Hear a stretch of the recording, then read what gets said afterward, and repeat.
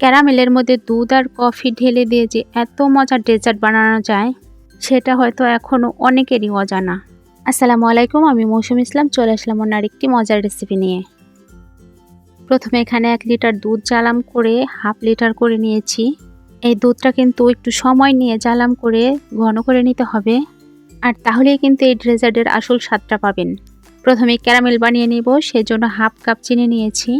ক্যারামেলের কালারটা চলে আসার জন্য অপেক্ষা করতে হবে, আর এ পর্যায়ে চিনিটা নাড়া দেওয়ার একদম দরকার নেই।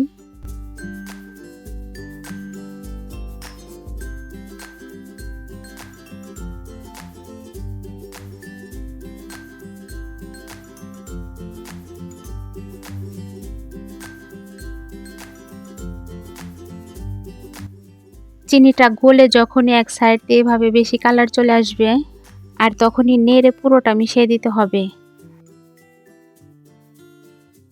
ক্যারামেল দিয়ে তৈরি খাবার মানুষের দেহের শক্তি বাড়ায়, কারণ এতে চিনি ও কার্বোহাইড্রেট থাকে। আর ক্যারামেল মিশ্রিত খাবারটা যদি দুধ দিয়ে বানানো যায় তাহলে দুধে থাকে ক্যালসিয়াম, যা হাড় ও দাঁতের জন্য বেশ ভালো। ক্যারামেল যুক্ত খাবার খেতে সুস্বাদু বলে বাচ্চারা সহজেই খেয়ে নেয়। আর এই সমস্ত খাবার মাঝে মাঝে খেলে মন ভালো থাকে আর ক্ষুধাও বাড়ে। তবে অতিরিক্ত কোনো কিছুই ভালো না, তাই এটা জেনে বুঝে খাবেন। এ পর্যায়ে কিন্তু ক্যারামেলটা সম্পূর্ণ গলে গেছে। এখন আগে থেকে জ্বালাম করে রাখা দুধটা দেব। এই দুধটা কিন্তু গরম থাকলেও সমস্যা নেই, ঠান্ডা থাকলেও সমস্যা নেই।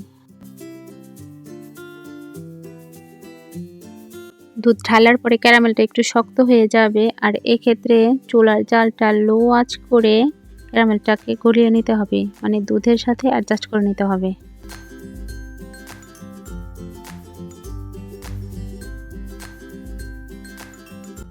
আর এখন দিয়েছি 2টো এলাচ, আর এলাচের দানাটাই দিয়েছি ভালো একটা ফ্লেভারের জন্য।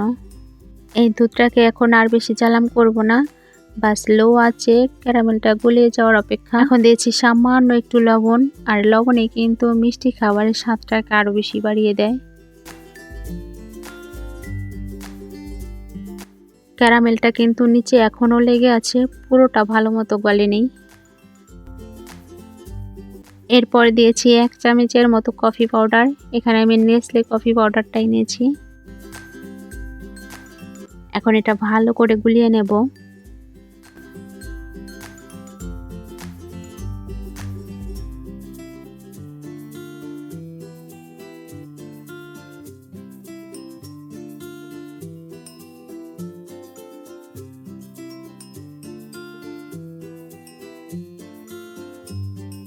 এখন এই দুধ চুলা থেকে নামিয়ে ভালো করে ঠান্ডা করে নিতে হবে।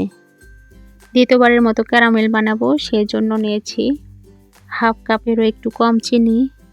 চিনিটা গলার জন্য অপেক্ষা করতে হবে, কোনো রকম নাড়া দেওয়ার দরকার নেই। এক সাইড থেকে যখনই কালারটা দ্রুত চলে আসবে চিনিটাকে ছড়িয়ে দিতে হবে। চিনি পুরোটা গলে আসলেই এটা নামিয়ে নিতে হবে।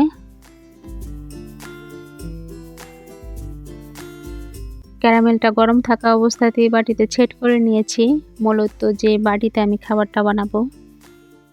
এখন এটা এভাবে ঘুরিয়ে পুরো বাটিতেই ছেট করে নিতে হবে। ক্যারামেলটা কিন্তু দ্রুতই ঝুরিয়ে যায় আর শক্ত হয়ে যায়, তাই এই কাজটা কিন্তু তাড়াতাড়ি করতে হবে।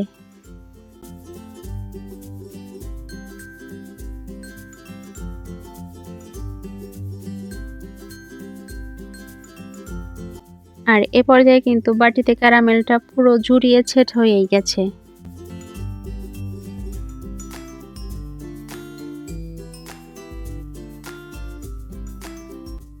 এখন আগে থেকে জ্বালাম করা ওই দুধটা ভালো করে ঝুরিয়ে নিতে হবে।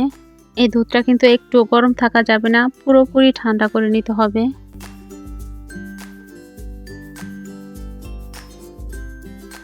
দুধটা জুড়িয়ে আসলে দিয়েছি 2টা ডিম, আর এই ডিম ফেটিয়ে দুধের সাথে ভালো করে মিশিয়ে নিতে হবে।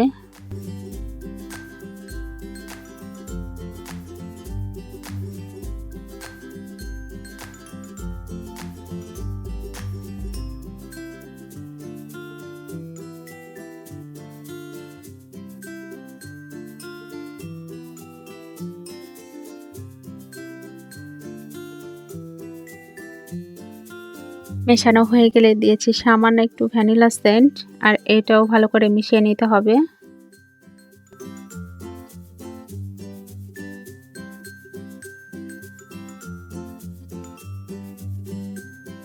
এই সম্পূর্ণ কাজটা হয়ে গেলে এখন ক্যারামেলালা বাটিতে দুধটা ঢেলে নেব। আর এ পর্যায়ে কিন্তু দুধটা অবশ্যই ছেঁকে ঢালতে হবে।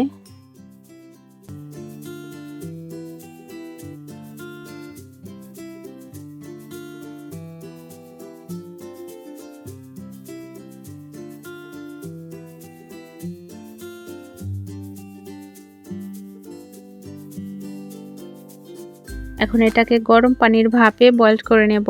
সেজন্য একটা চুলায় আগে থেকে পানি বসিয়ে দিয়েছি। এখন একটা চালের উপর বসিয়ে পুডিংটাকে ভাপ দেব।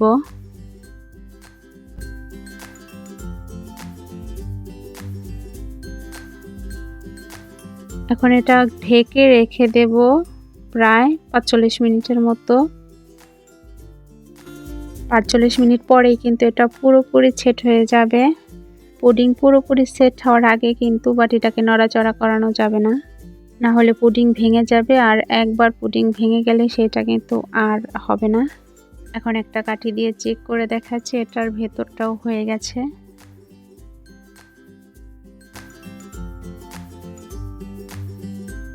চুলা থেকে নামিয়ে পুডিংটা ভালো করে ঠান্ডা করে নেব। প্রয়োজনে ফ্রিজে রেখে পুডিংটা ভালো করে ঠান্ডা করে নেবেন।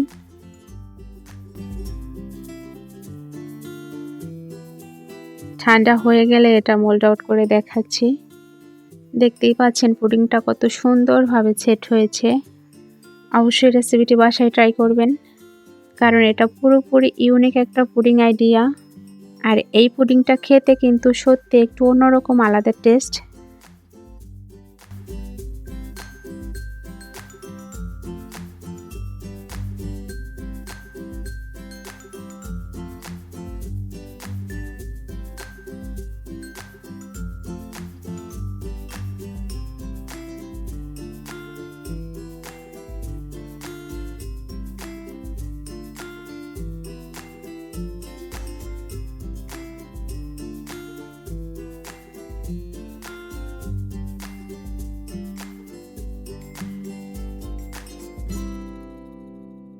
প্রত্যেকটা স্টেপ ঠিক ছিল বলেই পুডিংটা দেখতে এতটা সুন্দর হয়েছে আর পারফেক্টভাবেও সেট হয়েছে।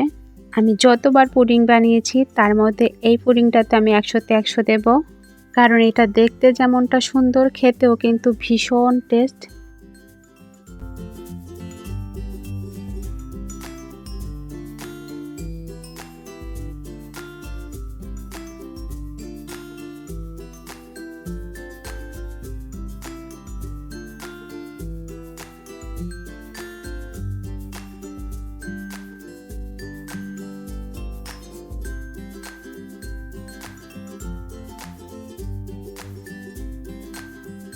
দেখো ভিতরটা কতটা সুন্দর একটা কালার এসেছে।